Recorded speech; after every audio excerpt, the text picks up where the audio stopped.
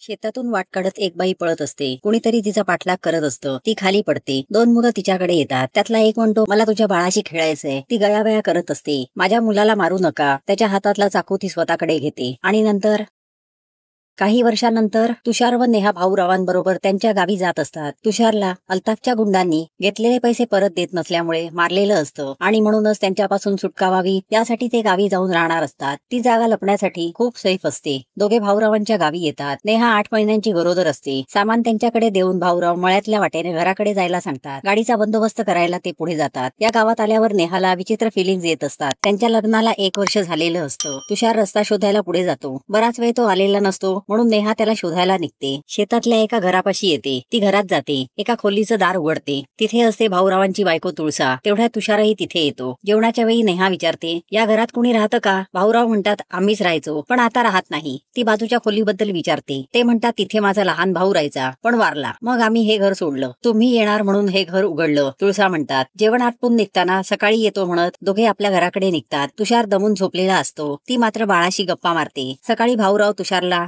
मळा दाखवायला घेऊन जातात. नेहा तुळसाबाईंना सांगते, मलाही तुमचा मळा पाहायचाय. तयार होऊन ती निघते. एका खोलीचं बंद दार उघडते. नंतर मळ्याकडे जाते. तिथे असलेल्या भल्या मोठ्या विहिरीत डोकावून पाहते. रात्री झोपताना तुषार परत जाणार असल्याचं सांगतो. तिला इथेच सोडून जाणार म्हणून नेहा रागावलेली असते. तुळसाबाई तिला समजवतात, आई खुश तर पोरग खुश. आईच्या जशा भावना तशा पोराच्या भावना. त्या तिची खूप काळजी घेतात. तिला साडी देतात. ती त्यांना म्हणते, आज तुम्ही मला आईची कमी भासू दिली नाही. दुसऱ्या दिवशी तुषार निघणार असतो. सकाळी ती बाहेर येते. तिथे तिला एक बाई लाकडं तोडताना दिसते. तिच्या पोटावरचे टाके तिला दिसतात. तुळसाबाई नेहाला तिथून घेऊन जातात. त्या नेहाला दिसलेल्या बाईबद्दल सांगायला सुरुवात करतात. ती त्यांची सून लक्ष्मी असते. बऱ्याच वर्षांनी घरात पाळणा हलणार असतो. सगळे खुशीत होते. पण 8व्या महिन्यात मळ्यातून येताना लक्ष्मी पाय घसरून पोटावर पडली. सगळं संपलं. पोट कापून मेलेलं पोर बाहेर काढावं लागलं. लक्ष्मीला हे दुःख सहन झालं नाही. तेव्हापासून तिने जे तोंड शिवलं आहे ते आजपर्यंत कधी उघडलंच नाही. नेहा त्यांच्या मुलाबद्दल विचारते. तो शहरात काम करतो त्या सांगतात. नेहा त्यांना म्हणते, मी आणि तुषार तुमच्या मुलगा आणि सुनेसारखेच आहोत आणि आमचं बाळही तुमचं कोणीच लागत नाही का? लक्ष्मीला सरपण आणण्यासाठी उशीर झालेला असतो. सरपण ठेवून त्या तिला बाहेर थांबायला सांगतात. नेहा विचारात असते. त्या तिला सांगतात, ज्याचे त्याचे भोग आहेत हे, तू नको इतका विचार करू. लक्ष्मी बाहेरून दार वाजवत असते. नेहाला दार वाजवल्याचा आवाज येतो. ती लक्ष्मी असेल असं समजून तुळसाबाई घरी गेल्याचं सांगायला बाहेर येते. तिथे कोणीच नसतं. ती परत घरात येते. अचानक दार बंद होतं. ती परत बाहेर शोधायला जाते. त्या खोलीपाशी येते. एक मुलगा तिला घाबरवून पळ काढतो. घरात आल्यावर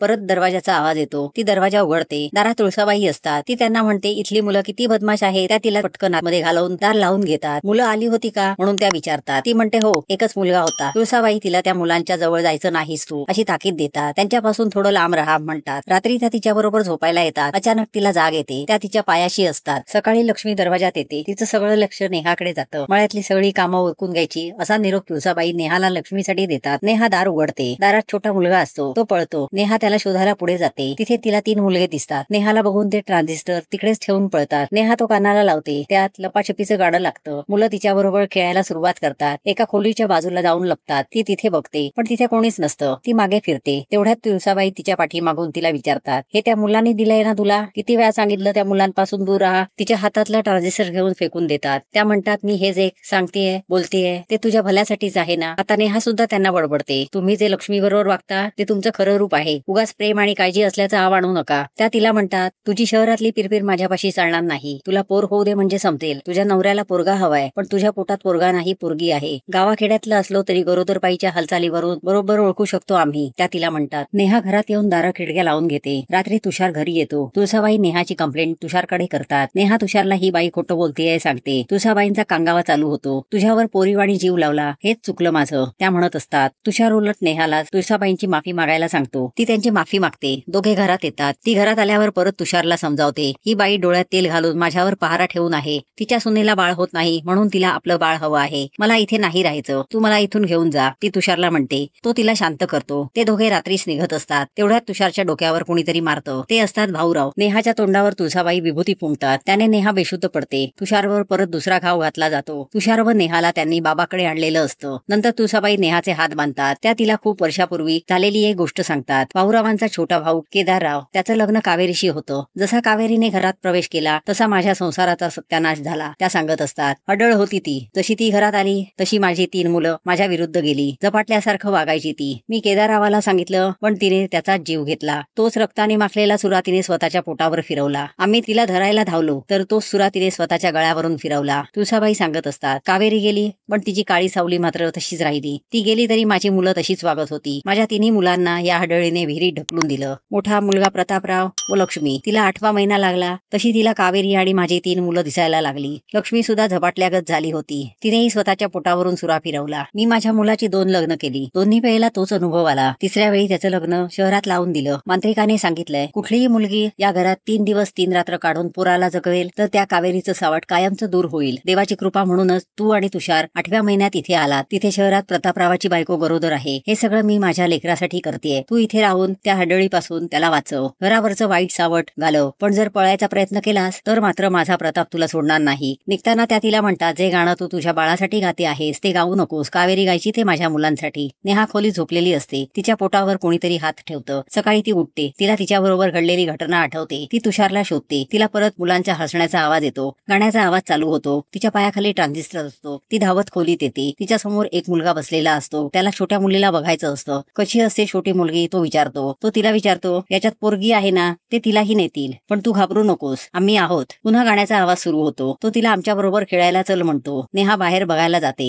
त्याचा पाठलाग करते. विहिरीवर 3 मुलं उभी असतात. तिला बघून ते विहिरीत उडी मारतात. ती विहिरीत डोकावून बघते. ती स्वतःला समजावते मला भास होत असेल कदाचित. ती परत घराकडे जात असते पण तिला रस्ता सापडत नाही. ती भरकटते. थोड्या वेळाने घराकडे येते. तुळसाबाईंचा लांबून आवाज येतो. ती घरात कडी लावून बसते. भाऊराव तुळसाबाई तिला शोधत घरात येतात. ती लपते. शेजारीच तिला कावेरी लपलेली दिसते. ते तिच्या अंगावर रॉकेल टाकून तिला जाळतात. नेहा जोरात किंचा येते पण हा सगळा भास असतो. तारात ठेवलेल्या ट्रान्झिस्टर मधून लपाछपीचं गाणं चालू होतं. नेहा ट्रान्झिस्टर हातात घेऊन गाणं ऐकायला लागते. तेवढ्यात कुणाचा तरी आवाज येतो. ती घाबरून बाहेर पडते. सगळे रस्ते शोधून खुणा करते आणि चक्कर येऊन तिथेच पडते. सकाळी तिला जाग येते. रात्रीचा उरलेला भात ती खाते. परत तोच आवाज येतो. ती खिडकीच्या बाहेर डोकावून पाहते. बाहेर तिला लक्ष्मी दिसते. ती गरोदर असते. तिने पोटावर चाकू फिरवल्याचं नेहा पाहते. नेहा परत खिडकीतून डोकावते. समोर 2 बायका बसलेल्या असतात. त्या परत तशाच वागतात. तिथे तुळसाबाई येतात. या आता आपल्या कामाच्या नाहीत. त्यांना असं सोडू नकोस. त्या बरोबर आलेल्या माणसाला म्हणत असतात. तो त्यांच्या अंगावर कुऱ्हाड चालवतो. नेहाला आता कळून चुकलेलं असतं. या सगळ्या भासांचा काहीतरी अर्थ आहे. परत तेच तेच दिसत असतं. कावेरी, ट्रान्झिस्टर, गाणं, 3 मुलं. तुळसाबाईंनी सांगितलेली स्टोरी तिला दिसत असते. तिराला मुलगी होणार म्हणून भडकवणाऱ्या तुळसात नेहाला स्पष्ट दिसतं सगळं. तो कावेरीच्या अंगावर धावून जातो. कावेरी परत जिन्यावर रडत बसलेली दिसते.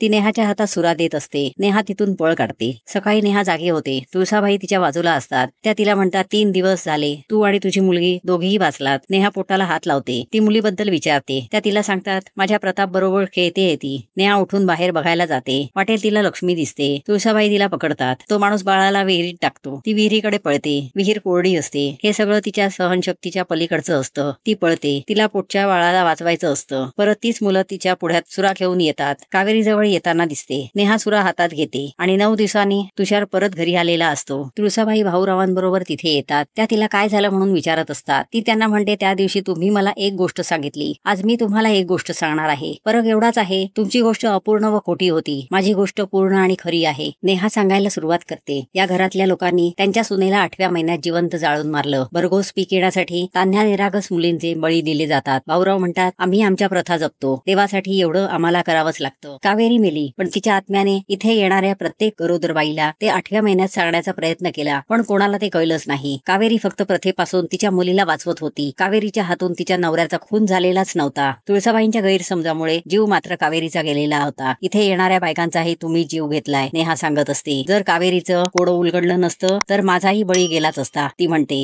नेहा कावेरीला बाळाला वाचवण्यासाठी मदत करायला सांगते. मातृत्वाची शपथ घालते. कावेरी तिथून गेलेली असते. तिचं बाळ वाचलेलं असतं. नेहा त्यांना स्पष्टपणे सांगते. लक्ष्मी गप्प बसली पण मी गप्प बसणार नाही. तुळसाबाई तिला धमकवतात. नेहा त्यांना म्हणते आता तुमच्या मुलाला मला मारायला सांगणार का? नेहाला कळून चुकलेलं असतं. तुषार व तुळसाबाईंचा मुलगा एकच आहे. प्रतापराव उर्फ तुषार तिच्या अंगावर धावून जातो. नेहा त्याला सुरा दाखवते आणि म्हणते हे बाळ जन्माला येईल पण ते मी तुझ्यासारखं होऊ देणार नाही. तुषार तिला मारायला तिच्या मागे जातो पण लक्ष्मी त्याला संपवते. निर्धास्तपणे नेहा आपला मार्ग पुढे चालत राहते.